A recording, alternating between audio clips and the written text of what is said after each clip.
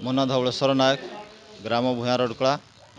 ଆଜି ଆମର 14 ତାରିଖ ଗୁରୁବାର ଆମର ଭୂୟାଁ ରଡ଼କଳା ଗ୍ରାମରେ 24 ପ୍ରହର ନାମଯଜ୍ଞ ଆଜି ଆରମ୍ଭ ହେଲା।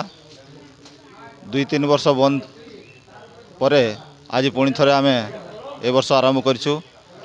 ଏଥିରେ ଆମର 5ଟି ଦଳ ଅଂଶଗ୍ରହଣ କରିଛନ୍ତି। ଭୀମପୁର, ଫଟାଟାଙ୍ଗର, ଡୁମରିଆ, ଟାଙ୍ଗରବନ୍ତଳା, ବିଷୟ, ପଳାଶବଣୀ।